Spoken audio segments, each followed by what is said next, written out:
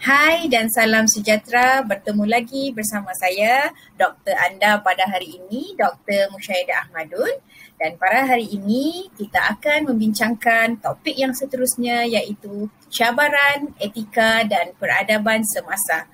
Okey, untuk topik ini kita akan membincangkan berkaitan dengan apakah cabaran-cabaran etika dan peradaban semasa. Okey, kita lihat seterusnya daripada pembelajaran kali ini kita akan belajar berkaitan tentang budaya barat, kesan dunia cyber, apakah perubahan gaya hidup berkaitan tentang cabaran etika dan semasa, dan yang keempat berkaitan tentang pencemaran bahasa. Oleh itu, satu persatu kita akan kupas berkaitan tajuk pada hari ini. Jom kita pergi kepada tajuk yang pertama ataupun topik yang pertama iaitu berkaitan budaya barat. Okey, jika kita lihat hegemoni tamadun barat mula terselah sekitar abad ke-18 Masihi yang mana perkembangan sains dan teknologi yang pesat pada pertengahan abad ke-20 hinggalah kini telah berjaya memperluaskan pengaruh hegemoni dan neokolonisasi barat. Jika kita lihat kan memang barat ini sangat terkenal dengan kemajuan sains dan teknologi sehinggalah kini dan banyak menjadi ikutan negara-negara lain. Dan jika kita lihat juga barat memperalatkan sepenuhnya teknologi moden untuk memperkuatkan jengkaman mereka ke atas masyarakat dunia. Dan kalau kita lihat masyarakat dunia banyak bergantung kepada teknologi yang dicipta oleh negara barat itu sendiri. Dan fenomena ini merupakan cabaran utama yang dihadapi oleh masyarakat tamadun Islam terutamanya dan juga tamadun Asia. Okey, seterusnya kita lihat. Budaya barat ini juga telah membawa kesan yang mendalam kepada nilai sosio-budaya masyarakat dunia Islam dan Asia lah. Kalau kita lihat sendiri macam mana budaya barat ini masuk, kita tidak perlu lihat kepada orang cakap negara yang jauh-jauh. Malaysia sendiri, kita lihat macam mana budaya barat ini dapat masuk ke negara Malaysia dan bagaimana orang cakap kesannya terhadap masyarakat itu sendiri. Terutamanya kalau kita lihat kepada golongan remaja itu sendiri. Adakah dia positif ataupun adakah dia lebih kepada kesan yang positif ataupun lebih kepada kesan yang negatif. Okey. Dan jika kita tafsir kita lihat barat ini mendakwa apa-apa sahaja yang datang dari barat digambarkan sebagai baik. Bercirikan kemajuan dan bertamadun ialah bagi dari sudut pandangan material seseorang individu, dari sudut pandangan materialnya, dari sudut pandangan fizikalnya, apabila sesebuah negara itu bercirikan kemajuan, apa lagi, mempunyai orang cakap daya tingkat yang tinggi, mempunyai sistem yang maju dan canggih, akan disebut sebagai negara yang sangat maju dan bercirikan kemodenan ataupun bertamadun. Sebab kalau kita lihat dalam ciri-ciri tamadun itu sendiri mesti adanya kemajuan sesuatu bidang ataupun kemajuan dalam sesebuah negara. Okey, kita lihat pula kepada prinsip hidup masyarakat barat yang liberal dan kononnya tidak mengamalkan diskriminasi antara agama, jantina dan bangsa dianggap sebagai suatu kemajuan baharu. Jika kita lihat menurut barat, mereka ini adalah seorang yang sangat baiklah. Tapi diorang mengamalkan, orang cakap mengamalkan sikap liberal. Liberal di sini adalah bebas lah. Bebas ni bukan bebas yang tersekat. Maksudnya kau bebas boleh buat apa sahaja. Dan menurut mereka ni tidak mendiskriminasi agama, jantina, bangsa dan dianggap sebagai suatu kemajuan yang baru. Kalau kita nampak di sini, betulkah apa yang dikatakan oleh barat itu sendiri, mereka tidak mendiskriminasi dari sudut agama, dari sudut jantina dan bangsa, dan kita boleh fikirkan sendiri, okey? Seterusnya, jika kita lihat pemikiran dan cara hidup barat yang berasaskan hedonisme ini lebih membawa kepada unsur-unsur negatif yang sebenarnya. Hedonisme di sini adalah yang berbentuk hiburan lah. Kalau kita tengok barat pun memang mereka menjurus kepada perkara-perkara yang boleh menghiburkan diri mereka. Itu antara kita nampaklah nanti kita akan belajar apakah contoh-contoh yang hedonisme yang dibawa kepada masyarakat kita sendirilah. Okey, seterusnya kita lihat. Ini adalah salah satu bentuk hedonisme yang dibawa oleh masyarakat barat ataupun tamadun barat, peradaban barat kepada kita lah. Okey, fashion barat. Okey, kita lihat apakah itu fashion barat. Okey, pihak barat mengeluarkan bahawa cara berpakaian dan produk pakaian keluaran mereka merupakan yang paling baik di dunia. Fashion barat selalu diperagakan di tempat-tempat yang eksklusif oleh para peragawati yang ternama daripada wanita dan mereka yang tidak berakhlak. Okey, matlamat fashion barat adalah untuk menguasai pemikiran dan gaya hidup seseorang agar menyimpang jauh daripada budaya asal. Fashion barat juga kebanyakannya dan hampir kesemuanya daripada pakaian yang menjolok mata. Kesan daripada fashion barat ini, budaya asal berpakaian di sebuah negara, termasuk negara kita sendiri, semakin dilupakan. Ini memang kita tahu, kita jelas bahawasanya kalau kita lihat fashion barat, mereka lebih kepada pakaian yang menjolok mata, kadang-kadang yang sehinggakan dia tidak mengikut norma ataupun nilai-nilai kehidupan masyarakat sesebuah negara, terutama di Malaysia lah. Sebab kita faham Malaysia ini adalah negara Islam satu dan Malaysia ini mempunyai ciri peradaban ataupun adat yang sangat tinggi, dan kita mempunyai adab yang sangat tinggi. Tapi kalau kita lihat sekarang macam mana anak-anak remaja kita, cara mereka berpakaian, cara mereka berfashion, pada saya tidak salah untuk kita berfashion, tapi kita harus mendahulukan nilai, adab dan orang cakap agama, apa yang agama kita minta. Sebab dalam agama kita sendiri pun tidak membenarkan kita untuk berpakaian menjolok mata, berpakaian seksi, dan kita kena faham dengan pakaian-pakaian ini jugalah dapat menarik perkara-perkara negatif yang terjadi kepada diri kita sendiri. Jadi saya harap untuk murid-murid saya di sini ataupun siapa saja yang mendengar di sini, apabila kita berfashion, kita kena sesuaikan dengan diri kita dan kita kena lihat kita duduk di mana. Macam kita duduk di Malaysia, masyarakat Malaysia mempunyai adab dan adat yang tinggi, nilai yang tinggi, budi pekerti yang tinggi. Ikutlah cara Malaysia berfashion. Maksudnya cara kita berfashion tu ikutlah adab dan adat itu sendiri. Janganlah berpakaian yang menjolok mata. Okey, seterusnya kalau kita lihat di sini antaranya muzik dan hiburan barat. Muzik dan hiburan barat ini jika kita lihat, jika kita ketahui, dia tidak asing dengan kehidupan kita sendiri. Dengan saya, dengan kamu sendiri tidak asing dan memang setiap hari kamu akan mendengar muzik-muzik daripada barat, kan? Kalau kita buat survey, pun kebanyakannya anak-anak remaja masa kini dia lebih suka mendengar muzik-muzik barat, kan? Lainlah sekarang ni mungkin adalah kalau zaman sekarang ni selain muzik barat tu seperti muzik K-pop, kan? Semua daripada Korea, muzik-muzik daripada Korea, filem-filem daripada Korea ataupun filem daripada barat, semua tu menjadi satu apa orang kata kebiasaan.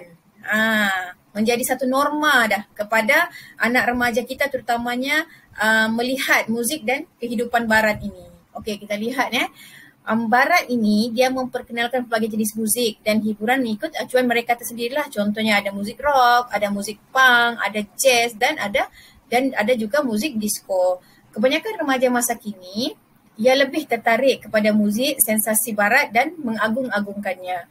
Kini tempat-tempat hiburan berkonsepkan taman tema seperti Disneyland juga sudah dibuka di luar Amerika dan mendapat sambutan hangat masyarakat dunia. Globalisasi ala Amerika juga semakin tersebar luas dalam perbuatan dan penyebaran, contohnya filem porno, jenayah, fiksyen dan khayalan yang dibintangi oleh artis-artis Hollywood. Pada saya tidak salah untuk kita mendengar muzik ataupun melihat orang cakap cerita-cerita ataupun filem-filem daripada barat. Maksudnya bukanlah semuanya negatif, tapi kalau kita lihat daripada sudut dalam filem itu sendiri, dalam lagu itu sendiri, kalau kita tengok makna dia, ada perkara-perkara yang tidak baik. Contoh dalam filem-filem kan kita takut, mungkin kita cakap tak apalah doktor, kami boleh tengok dan kami tahu macam mana nak menapis filem-filem yang kami tengok. Tapi sejauh mana kita menapis filem-filem yang kita tengok. Dan kita tahu bahawasanya Malaysia ini kalau kita tengok ada dalam satu statistik ataupun dalam satu kajian, Malaysia ni antara negara yang tertinggi juga melihat filem-filem porno ni kan. Kita tidak mahu masyarakat kita, terutamanya anak remaja, bukan saja remaja, tapi anak-anak kecil pun sekarang telah biasa dan menjadi kebiasaan melihat filem-filem yang tidak bermoral. Kita tidak mahu sehingga menjadi begitu, sebab filem-filem ini dapat mempengaruhi akal fikiran dan gaya tindak masyarakat kita sendiri. Bila kita melihat filem-filem seperti begini, contohnya porno kan, benda-benda yang tidak baik, dia akan membentuk gaya hidup kita kepada ke arah benda yang negatif. So apabila kita hendak memilih hiburan-hiburan ataupun muzik-muzik ke, tidak kira hiburan barat ke ataupun hiburan Korea ke, kita kena menapis dan pandai menilai sama ada perkara itu atau baik ataupun buruk. Okey, jom kita lihat yang seterusnya. Makanan barat. Ini biasalah makanan barat ni kan. Okey, kalau kita lihat dalam sektor makanan dan minuman, blok barat khususnya Amerika Syarikat berjaya mengglobalkan pelbagai jenama mereka. Okey, kita lihat apakah jenama-jenama tersebut. Saya rasa kamu pun tahu apakah jenama-jenama tersebut. Okey, jenama makanan yang berjaya diglobalkan adalah contohnya Pizza Hut, KFC, McDonald, hamburger, Frankfurt, kan semua tu adalah jenama-jenama yang biasa kita dengar dan memang setiap hari kita consume lah, setiap hari kita makan jenama-jenama tersebut. Okey, minuman-minuman berkarbonat, keluaran industri milik kapitalis barat dan Yahudi juga seperti Pepsi, Coca-Cola, 7up memang menjadi pilihan besar masyarakat dunia, especially masyarakat Malaysia lah. Kalau kat Malaysia ni, kalau tidak ada Coca-Cola tu jadi lain. Tidak ada Pepsi tu jadi lain. Mesti minum. Kadang kita nampak kan, orang makan nasi pun minum dengan Pepsi. Orang makan nasi pun mesti minum dengan Coca-Cola kan. So dia dah jadi menjadi kehidupan seharian kita lah bersama dengan kita. Dan kalau kita lihat juga pelbagai jenis makanan ringan yang tidak berkhasiat, iaitu yang berjenama lah, contoh Double Decker, Chickadees, Pringles, Mr. Potato, menjadi kegemaran golongan kanak-kanak dan remaja masa kini. Okey, itu bentuk makanan barat yang ada yang masuk ke negara kita lah. Tapi pada pandangan saya dari sudut makanan barat ini, kita sendiri kena pandai pilih lah. Sama ada berkhasiat ataupun tidak, boleh makan, tak ada masalah. Tapi bukanlah dikonsum ataupun dimakan setiap hari. Hari-hari kita nak makan kentang, hari-hari kita nak makan burger, hari-hari kita nak minum kok. Apabila macam tu, dia akan menyebabkan kesihatan kita tidak baiklah, kan, kita akan tidak sihat. Jadi kita kena pandai pilih makanan yang berkhasiat. Okey, seterusnya kita lihat pula kesan dunia cyber. Itu antara yang dibawa inilah, antara kesan juga dunia cyber ni yang kita lihat. Media sosial ini sejenis media yang digunakan terus secara bertalian dengan membolehkan para pengguna dengan mudah untuk menyertai, berkongsi dan mencipta isi kandungan tersendiri.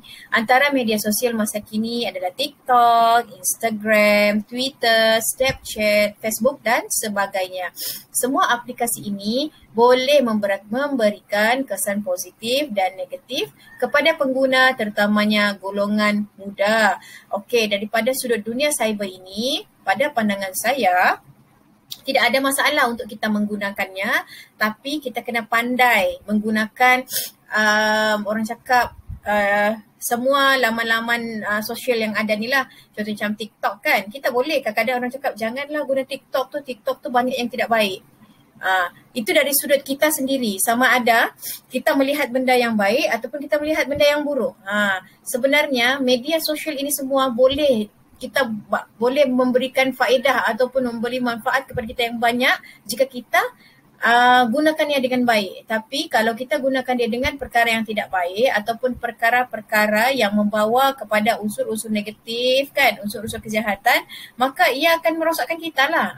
So kunci dia adalah bagaimana kamu menggunakan laman sesawang ini ataupun media sosial ini dengan cara yang baik untuk menyebarkan perkara-perkara yang baik. Dan saya nampak sendiri macam di TikTok kan, di Facebook, banyak sahaja perkara-perkara yang baik yang kita boleh lihat, yang boleh kita baca, yang boleh kita ambil pengajaran, yang boleh kita belajar kan. Banyak ilmu-ilmu yang di-share ataupun dikongsikan di dalam media sosial. Itu terpulang kepada diri masing-masing sama ada mereka ingin melihat kebaikan ataupun melihat kepada keburukan.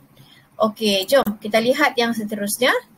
Ini antara kesan-kesan dunia cyber lah, kesan negatif lah yang kita nampak. Pertama, penyalahgunaan ICT. Yang kedua, pelayaran web negatif seperti macam saya cakap tadi, pelayaran web porno. Mudahlah sekarang ni, tak payah cakap web porno untuk buka dekat YouTube tu pun kalau tekan saja apa-apa yang kita mahu semuanya akan keluarkan. Itu antara satu keburukannya dunia cyber ni lah, dan berlakunya penyebaran berita palsu. Yang mana kalau kita lihat pada masa kini, kita pada zaman pandemik COVID ini banyak berita-berita palsu yang tersebarkan, dan kadang kita tak tahu sama ada berita ini betul ataupun tidak. Terutamanya berita-berita berkaitan, kalau dekat Malaysia ini berita-berita berkaitan tentang vaksin itu sendiri. Banyak yang meletakkan orang cakap keburukan vaksin, tidak perlu vaksin, saya takut nak vaksin, semua kan kalau vaksin nanti akan mati kan. Itu semua adalah berita-berita palsu dan kita sebagai pengguna kena pandai menapis. Janganlah kita dapat satu berita dekat laman sosial, kita terus hantar kepada kawan-kawan kita yang lain tanpa kita menyelidik dulu, tanpa kita tahu adakah berita ini sahih ataupun tidak. Sebab apabila kita sebarkan and berita itu tidak sahih, dia telah membawa orang cakap keburukanlah kepada diri kita dan juga masyarakat itu sendiri. Dan yang keempat adalah aktiviti perjudian. Ini memang kita tahu aktiviti perjudian di media sosial ini sangat banyak dan memang sekarang ni memang sangat glamour lah. Dia bukan setakat orang cakap RM1, RM2, judi tu berjuta-juta. Itu antara kesan dunia cyber yang tidak baiklah, negatif. Dan juga yang terakhir sekali adalah keruntuhan akhlak. Kita nampak kan keruntuhan akhlak ni dia banyak sebab dia. Contohnya keluarga, rakan sebaya, dan salah satu sebab dia adalah media cyber itu sendiri. Dan kita faham dalam situasi pandemik COVID sekarang ini, kita jarang untuk bertemu rakan-rakan, jarang untuk keluar rumah dan kita banyak menghabiskan masa dalam media sosial itu sendiri.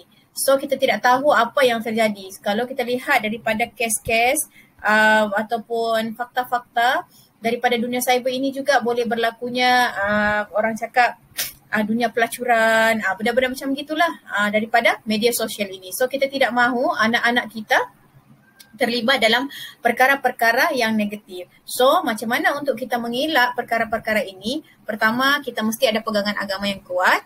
Yang kedua, kita kena pandai menapis dan menilai setiap apa yang kita lihat. Dan yang ketiga, ibu bapa terutamanya haruslah orang kata sentiasa memantau anak-anak dalam penggunaan gadget ataupun penggunaan media sosial ini. Tidak boleh biarkan. Tidak kisahlah dia kanak-kanak ke, remaja ke, kita kena pantau. Dengan adanya pemantauan ini, mereka akan lebih terasa diawasi lah.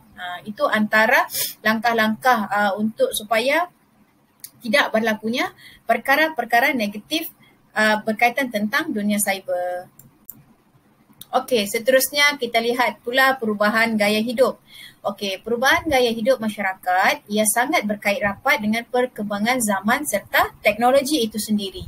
Teknologi yang semakin berkembang dan canggih, ia akan menghasilkan satu gaya hidup yang lebih kompleks sebagai contoh dari sudut berpakaian, dari sudut gaya berbahasa dan juga gaya berbicara. Okey. Ini adalah faktor yang mempengaruhi gaya hidup. Dia ada faktor dalaman dan juga ada faktor luaran. Kita lihat kepada faktor dalaman. Faktor dalaman yang pertama adalah sikap. Okey, sikap seseorang itu akan mempengaruhi gaya hidup seseorang dan gaya hidup orang di sampingnya. Dan kedua adalah pengalaman seseorang itu dan juga personality seseorang itu. Dari sudut faktor luaran pula, faktor yang mempengaruhi gaya hidup ini yang pertama kumpulan rujukan. Kumpulan rujukan di sini seperti contohnya adalah kawan-kawan kita, sahabat-sahabat kita, apa lagi media sosial. Dia akan tengok semua itulah. Dia akan mempengaruhi gaya hidup kita. Kalau kita berkawan dengan seorang yang memang dia rajin belajar, rajin membaca buku, kita pun akan terkena sedikit. Kita akan terkena terbiasa dan kita akan ikut. Itu yang kenapa pentingnya memilih kawan yang baik yang boleh membimbing kita ke arah kebaikan kan. Seterusnya keluarga itu sendiri, keluarga itu sendiri mencorak bagaimana kehidupan anak-anak dia ataupun kehidupan masyarakat itu sendiri. Dan yang ketiga adalah dari sudut budaya itu sendiri. Dan kita faham budaya ini adalah budaya yang baik. Jika kita ikut, maka baiklah kita kan. Ada juga budaya-budaya yang tidak baik. Contohnya macam kita cakap tadilah, budaya-budaya hedonisme yang terlalu mementingkan hiburan. So kita tidak mahu mengikuti budaya-budaya negatif seperti itu. Okey, seterusnya kita lihat. Okey, yang seterusnya adalah berkaitan tentang pencemaran bahasa. Fenomena penggunaan bahasa yang bercampur dalam media sosial semakin berleluasa. Penggunaan bahasa yang bercampur ataupun bahasa rojak ini adalah suatu jenis penulisan ataupun percakapan di Malaysia yang didefinisikan sebagai campuran pelbagai bahasa dalam satu pertuturan. Penggunaan bahasa rojak sering digunakan oleh generasi Y dan ia semakin memberi kesan terhadap bahasa kebangsaan. Hal demikian kerana faktor yang mempengaruhi bahasa rojak ini begitu meluas digunakan oleh masyarakat pada masa kini. Okey, nanti kita akan lihat apakah bahasa-bahasa rojak itu. Kadang kan kalau kita, ini saya punya pengalaman lah, tidak salah untuk kita belajar, untuk kita memasukkan orang cakap bahasa-bahasa baru. Tapi kadang bahasa-bahasa baru tu sehingga menenggelamkan bahasa Melayu kita sendiri. Kadang kita tak tahu sudah apakah bahasa yang betul. Kan? Ini mempengaruhi sebenarnya dari sudut apabila kita belajar, kita hendak membuat penulisan kan. So kita terbiasa dengan bahasa rojak. Dan satu lagi, kebanyakan kalau kita tengok sekarang ni, banyaknya lah pencampuran bahasa Inggeris dan bahasa Melayu. Nanti kita akan tengok lah. Okey, seterusnya kalau kita lihat di sini antara pencemaran bahasa dalam bahasa rojak ini terdapat dua jenis bahasa lain iaitu bahasa Selangor dan juga bahasa asing. Okey, kita lihat dulu apakah yang dimaksudkan dengan bahasa Selangor. Slang lah, macam slang lah kita cakap. Slang kita kan, kita ada slang sendiri. Bahasa Selangor ini merupakan kosakata yang tidak baku, tidak standard, seringkali berubah secara umum berbeza dengan kosakata lain. Digunakan oleh golongan remaja atau kelompok sosial tertentu untuk berkomunikasi sesama mereka. Contoh perkataan bahasa Selangor contohnya adalah bai, poyo, cun, barai. Kan budak-budak remaja zaman kini kan? Diorang suka cakap lah lepak weh. Contohnya lepak weh. Kan gitu kan. Kadang kalau kita yang dah tua-tua ni kadang apa budak-budak sekarang ni lagilah banyak bahasa. Bahasa WeChat, maksudnya bahasa WeChat. Dalam bahasa tu kan lagi kita tak tahu. Kadang dalam menulis mesej kan, apa yang budak-budak remaja ni tulis. Singkatan terlampau bahasa tu terlalu singkat kan. So kita tidak maulah begitu sebab nanti bahasa kita yang kita guna seharian tu akan hilang lah. Okay. Seterusnya dia akan merosakkan bahasa kita yang sebenarnya, bahasa Melayu. Sebab bahasa Melayu ni sangat cantik ya. Kalau kita belajar dia memang sangat cantik. Okay, seterusnya adalah bahasa asing. Bahasa asing ini ialah bahasa selain bahasa ibunda yang biasanya dipelajari secara formal atau sebaliknya. Bahasa Inggeris menjadi bahasa kedua terpenting di Malaysia. Kesannya berlaku percampuran antara bahasa asing dan bahasa Melayu. Contohnya panggilan I dan you, gabungan ayat Inggeris dan bahasa Melayu. Contoh macam sini saya cakapkan, kurs komunikasi media baru. Kurs tu kerana kan. Jadi dia sekarang ni kebanyakan kita akan gabung-gabung lah. Kita akan gabung cakap, you nak ke mana tu? Where are you going? Macam kalau dalam bahasa Inggerisnya, where are you going kan? Macam contohnya dalam dia punya pure bahasa Inggeris lah, dia cakap macam tu. Tapi kadang kita nak campur bahasa Melayu dengan bahasa Inggeris tu, you nak ke mana? Macam tu lah. So kita tidak mahulah yang merosakkan bahasa kita sendiri kan. Dan satu lagi, tidak salah untuk kita belajar bahasa asing, tidak salah untuk kita belajar bahasa Inggeris, tapi saya mengharapkan semua pelajar-pelajar saya, student-student saya sini boleh berkomunikasi dan berbahasa Melayu dengan baik. Kan? Sebab itu adalah bahasa kita sendiri. Kalau kita tidak boleh berkomunikasi dengan bahasa kita sendiri, amat rugi. Memang saya tidak nafikan bahasa Inggeris ini sangat penting dan dia menjadi bahasa utamalah kepada semua negara. Kalau kita pergi negara, kita menggunakan negara-negara lain pun kita menggunakan bahasa Inggeris kan. Tapi janganlah kita memandang remeh terhadap bahasa kita sendiri, sehingga kan di Malaysia sendiri pun kalau kita nak bercakap dengan orang pun, dengan orang Melayu pun kadang kita berbahasa Inggeris kan. Cuba menggunakan bahasa Melayu. Cuba menggunakan bahasa Melayu, bangga dengan bahasa kita.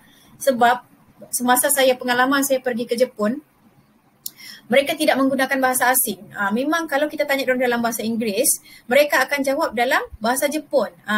Kan? Nampak tak mereka mengagungkan, bukanlah mengagungkan, maksud diorang berpegang teguh dengan bahasa mereka tu kan, dan mereka boleh maju sebenarnya. Jangan kita anggap bila kita menggunakan bahasa kita ataupun bahasa Melayu, kita tidak boleh maju.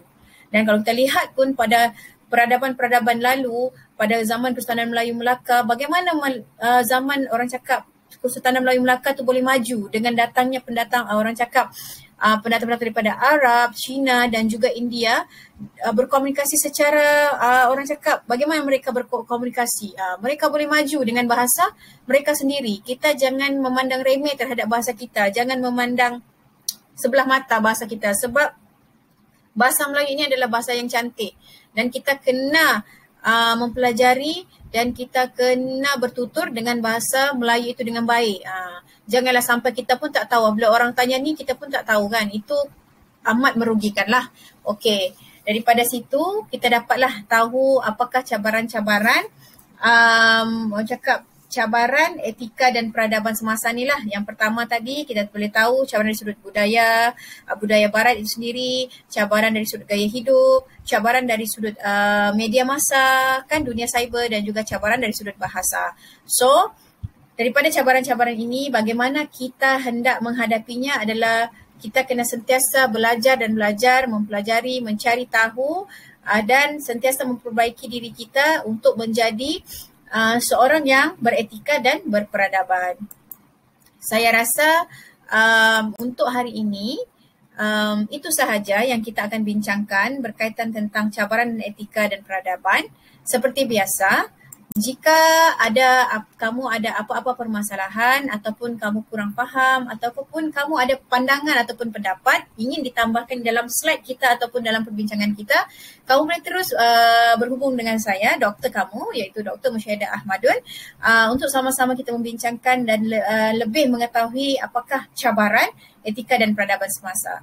Oleh itu, setakat itu sahaja. Bertemu lagi dalam topik yang seterusnya. Salam sejahtera. Stay safe. Bye.